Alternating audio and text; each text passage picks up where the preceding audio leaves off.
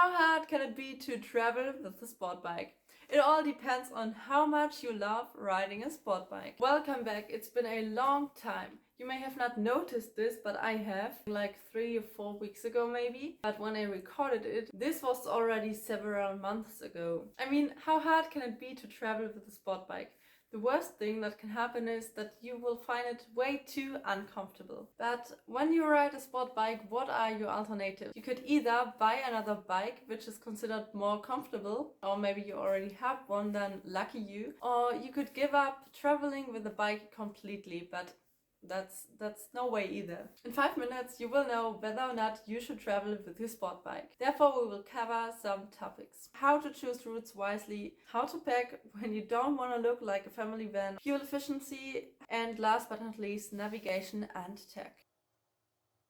Forget about what I said with the 5 minutes. It will be 2 or 3 minutes because my videos are always that short. How do you know which routes to choose when you've never driven them before and don't know them and don't know what they look like? I was on a motorcycle trip. I was the only one riding a sport bike. Of course, they searched for perfect routes for them and not for me. So I had to find out the hard way that agile, touring and naked bikes are easily able to drive narrow corners that I'm not even able to drive at all. So you better mind really narrow forest roads where you barely can look as far as your motorcycle length and where the streets are kind of mossy. And so my recommendation is, if you plan your tour with navigational apps, maybe don't choose the curviest option because this option will lead you through forest roads. The second curviest option maybe is right. And if other people plan the tour for you, just tell them and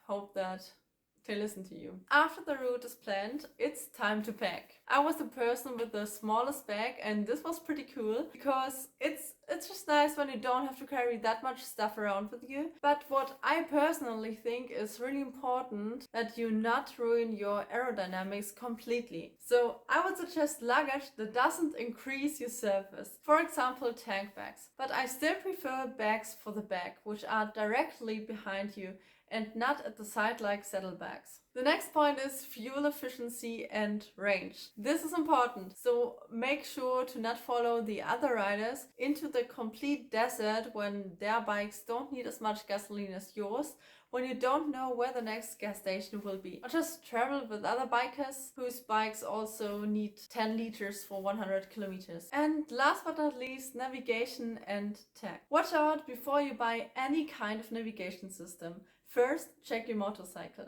because on most sport bike handlebars, it's impossible to install the usual navigation systems. There's just not enough space. And by the way, most phone mounts will be difficult to install as well. Therefore, I've never thought about that at all and always got my navigational information via my headphones. This will need some getting used to in the beginning, but after a while you'll be fine, I promise. Except if your internet connection is too bad, then it will load too late and you will always just ride somewhere. Honestly, the best solution is a good rider in front of you who knows the way.